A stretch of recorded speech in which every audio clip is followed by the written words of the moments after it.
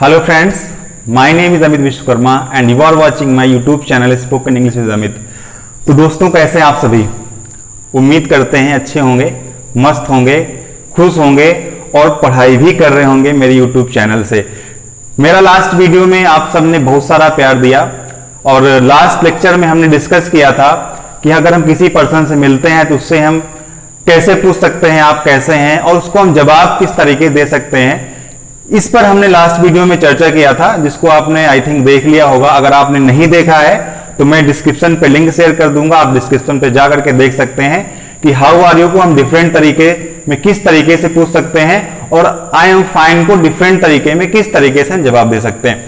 दोस्तों आज का जो लेक्चर है बहुत ही धमाकेदार होने वाला है और आज के इस लेक्चर में मैं आपसे चैलेंज करता हूं, अगर आपने आज का लेक्चर लास्ट तक कंप्लीट कर लिया तो आप दुनिया का कोई भी हिंदी सेंटेंस को इंग्लिश सेंटेंस में बड़े आसानी से कन्वर्ट कर पाएंगे। दुनिया का कोई भी आप हिंदी सेंटेंस उसका ट्रांसलेशन आप इंग्लिश में बड़े आसानी से कर लेंगे। उसमें क्या क्या चीजें जरूरी होती हैं हिंदी सेंटेंस को इंग्लिश सेंटेंस बनाने के लिए, उसमें किन चीजों का सबसे मेन कंट्रीब्यूशन होता है, अहम योगदान होता है।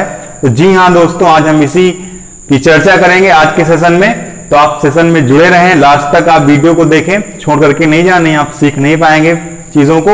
और हाँ, एक चीज और आपके लिए है, जैसे कि मैंने आपसे बताया था कि हम आपके टॉपिक के साथ साथ में हम आपकी प्रैक्टिस भी कराएंगे अंग्रेजी बोलने की। तो प्रैक्टिस के लिए मैं वीडियो के लास्ट में आपसे 2 क्वेश्चन करूंगा जो कि लास्ट 2 लेक्चर से रिलेटेड हैं। आप उन क्वेश्चन को सुनेंगे और उनका जवाब आप नीचे कमेंट सेक्शन में जाकर के देंगे। तो आइए दोस्तों शुरू करते हैं आज का topic. So let's start the session. दोस्तों आज जिस टॉपिक पे हम लोग डिस्कस करने वाले हैं, आज हमारा टॉपिक है सब्जेक्ट, वर्ब एंड ऑब्जेक्ट। आज हम लोग डिस्कस करेंगे सब्जेक्ट, वर्ब एंड ऑब्जेक्ट। इस पे हम लोग डिस्कस करेंगे कि आखिर सब्जेक्ट क्या होता है, वर्ब्स क्या होता है और ऑब्जेक्ट क्या होता है। आपका सब्जेक्ट हिंदी के सेंटेंस, हिंदी सेंटेंस के वाक्यों में सब्जेक्ट, वर्ब और ऑब्जेक्ट को आप कैसे पहचानेंगे। जी हाँ दोस्तों, जैसा कि मैंने आपको बताया कि आप कोई भी हिंदी सेंटेंस को इंग्लिश सेंटेंस में, किसी भी हिंदी वाक्य को आप अंग्रेजी में बड़े आसानी से ट्रांसलेशन कर पाएंगे अगर आपको ये 3 चीजें बहुत ही अच्छे ढंग से मालूम होंगी। और मैं चैलेंज करता हूं कि ये सेशन देखने के बाद में, ये लेक्चर देखने के बाद में आपको पूरे जीवन कभी कंफ्यूजन होने वाला नहीं है कि सब्जेक्ट को हम कैसे पहचानना है, हमें वर्ब को कैसे पहचानना है, हमें ऑब्जेक्ट को कैसे पहचानना है।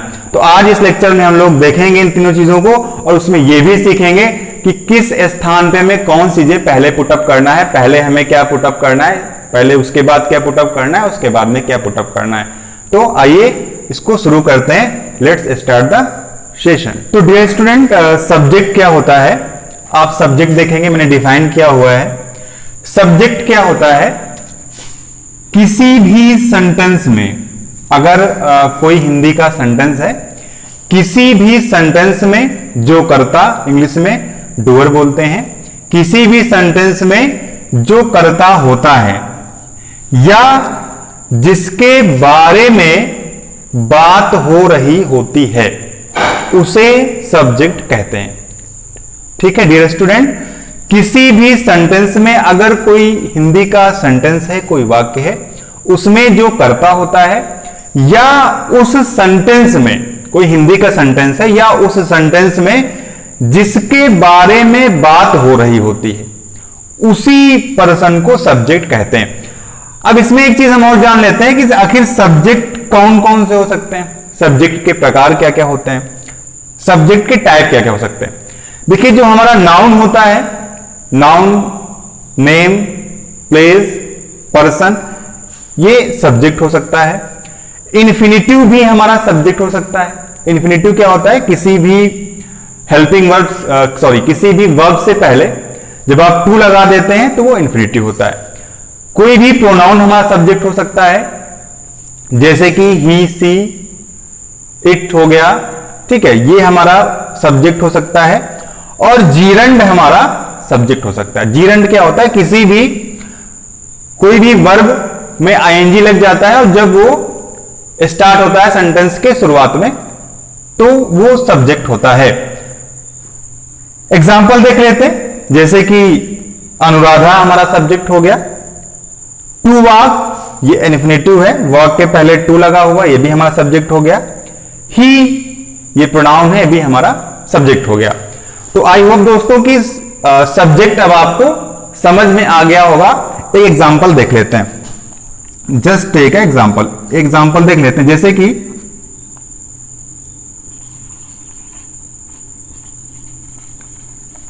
अनुराधा इज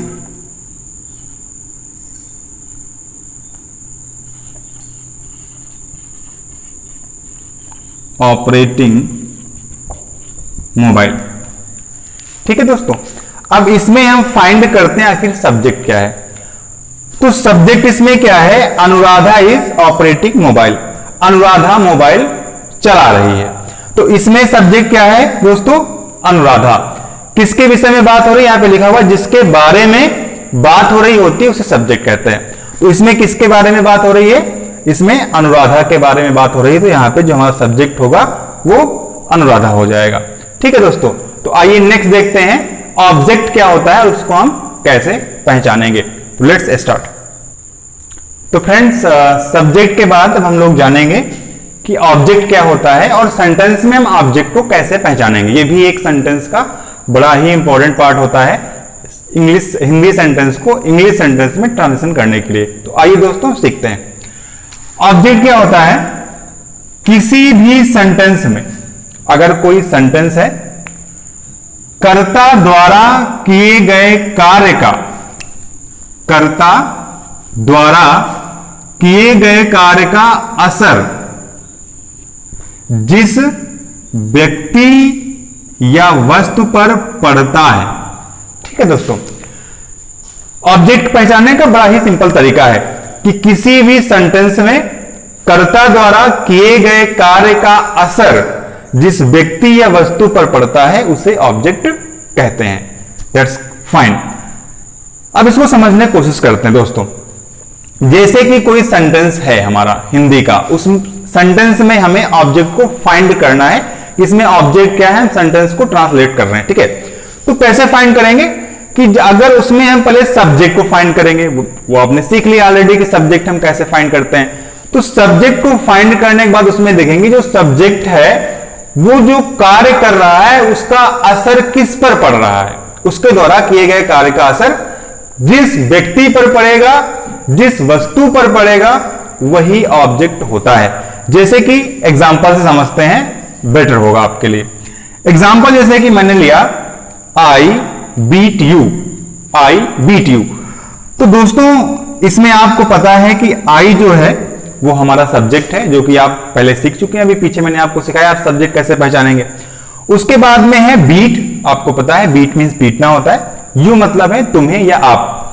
तो यहां पे सेंटेंस का मींस निकला आई बीट यू, मैं तुम्हें पीटता हूं। तो यहां पर जो सब्जेक्ट है वो कार्य कर रहा है और उसका असर किस पर पड़ रहा है, यू पर, यानी कि यू की पिटाई हो रही है। आपकी भी हो सकती है अगर आप पढ़ेंगे नहीं तो, ध्यान लगा के पढ़ते रहिए। सी थ्रू बाल, सी थ्रू बाल, उसने बाल फेंकी। तो सी ने क्या किया, बाल को फेंका, तो बाल पर असर हुआ कर्ता द्वारा किए गए कार्य का।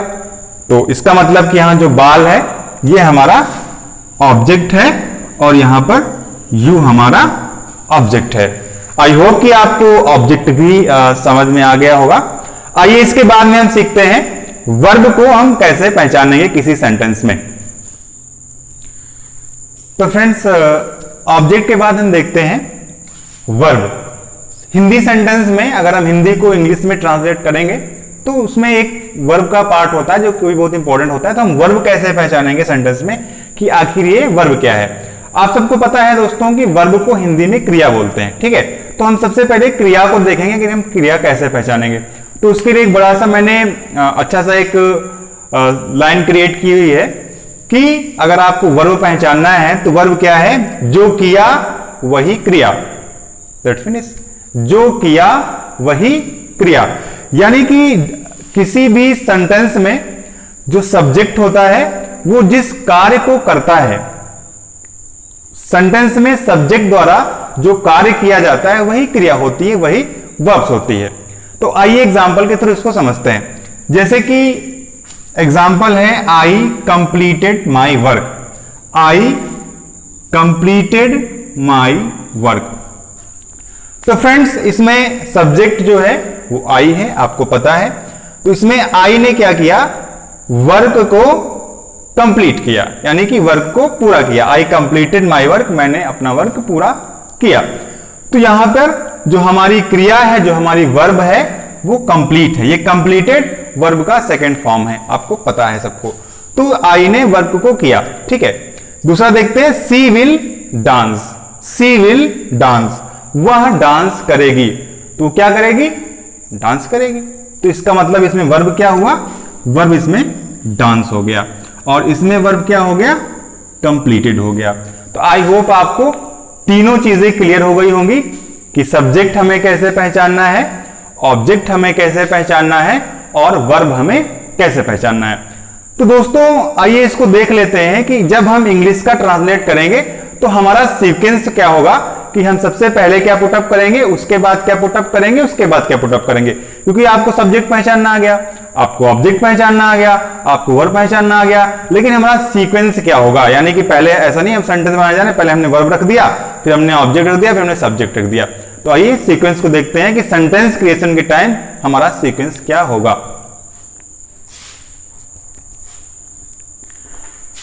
तो फ्रेंड्स हमारी तीनों चीजें क्लियर हो गई, सब्जेक्ट कैसे पहचानना है, ऑब्जेक्ट कैसे पहचानना है, और वर्ब को कैसे पहचानना है।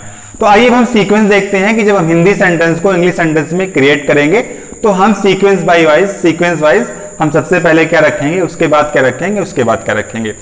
तो फ्रेंड्स सबसे पहले जब हम किसी हिंदी सेंटेंस को इंग्लिश सेंटेंस में क्रिएट करेंगे तो सबसे पहले हम वहां पर रखेंगे सब्जेक्ट। पहले हम सब्जेक्ट को पुटअप करेंगे, उसके बाद हमारा वर्ब आएगा, वर्ब को हम पुटअप करेंगे, फिर हमारा ऑब्जेक्ट आएगा, जो कि आपको मैंने बहुत ही अच्छी तरीके से डिफाइन करके समझाया है कि सब्जेक्ट क्या होता है, वर्ब आप कैसे पहचानेंगे, ऑब्जेक्ट आप कैसे पहचानेंगे। तीनों चीजों को आप सीक्वेंस बाय सीक्वेंस आप पुटअप कर देंगे। उसके बाद आप अदर पार्ट ऑफ सेंटेंस, यानी कि उसके बाद जो सेंटेंस में जो पार्ट बचेगा उसको हम पुटअप कर देंगे, हमारा सेंटेंस बन जाएगा। कभी भी जीवन में सेंटेंस गलत नहीं हो सकता है। इसमें एक चीज और आपको फॉलो करनी पड़ेगी कि सब्जेक्ट और वर्ब के बीच में जिस टेंस का या जिस मोडाल्स का सेंटेंस होता है वह रूल हमें वहां पर फॉलो करना है। अगर जिस टेंस का सेंटेंस है उस टेंस की हमें हेल्पिंग लगानी है, जो कि जब आप टेंस की सीरीज पढ़ेंगे तो हम आपको सिखाएंगे। आइए इसको पहले हम लोग देखते हैं। अब जैसे कि दोस्तों हमारा सेंटेंस आ गया, वह दीपावली पर साड़ी खरीदेगी। तो दोस्तों सबसे पहले हमें इसमें क्या पुटअप करना है, सब्जेक्ट। सब्जेक्ट क्या है, अभी मैंने बात की थी कि जो सेंटेंस में कार्य करता है या जिसके विषय में बात होती है। तो यहां पर दोस्तों बात किसकी हो रही है, वह की बात हो रही है। तो वह सी। अब यहां पर दोस्तों आपको पता है कि सेंटेंस ये फ्यूचर का है, तो यहां पर हेल्पिंग वर्ब विल का यूज होगा। ठीक है दोस्तों। अब इसके बाद में आपका आएगा वर्ब। तो वर्ब क्या हम पुटअप करेंगे, हमारा सब्जेक्ट हो गया, अब हम लोग वर्ब को पुटअप करेंगे। हमारा वर्ब क्या होगा, अब इसमें हम पहचानेंगे वर्ब क्या है, हमारी क्रिया क्या है। मैंने आपको बताया कि जो किया वही क्रिया। तो क्रिया क्या है, इसमें क्या खरीदेगी, खरीदना। खरीदना हमारी क्रिया हो गई। तो खरीदना की दोस्तों इंग्लिश क्या होती है, परचेज। तो सी विल परचेज। अब उसके बाद में दोस्तों हम लोग फाइंड करेंगे ऑब्जेक्ट। अभी ऑब्जेक्ट मैंने बताया था कि सब्जेक्ट द्वारा किए गए कार्य का असर जिस पे होता है वह ऑब्जेक्ट होता है। तो वह क्या खरीदेगी, साड़ी खरीदेगी। तो सी विल परचेज साड़ी। अब इसमें क्या बचा, other part of sentence, Deepawali पर, ऑन दिवाली।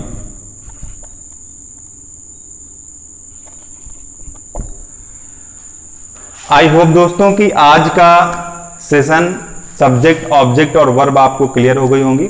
अब आपको हिंदी का कोई सेंटेंस आप उसको इंग्लिश में ट्रांसलेट करते हैं तो आपको बिल्कुल दिक्कत नहीं होगी, आप बड़े ही आसानी से उसका ट्रांसलेशन कर सकते हैं।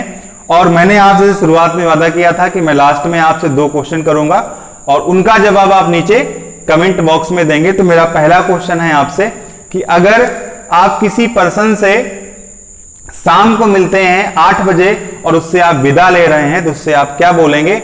और दूसरा क्वेश्चन मेरा यह है कि हाउ अबाउट यू का मतलब क्या होता है। तो दोस्तों, अगर आपको यह सेशन अच्छा लगा हो तो आप जो है चैनल को सब्सक्राइब करें, अगर अभी तक आपने नहीं किया हुआ है वीडियो को लाइक करें, इससे मेरा मोटिवेशन बढ़ता है और आपके लिए मैं नई नई चीजें लेकर के आता रहूंगा। और इसे अपने दोस्तों के साथ शेयर करें ताकि वो लोग भी फ्री में सीख पाएं। तो मिलते हैं अगले वीडियो में। Thank you so much.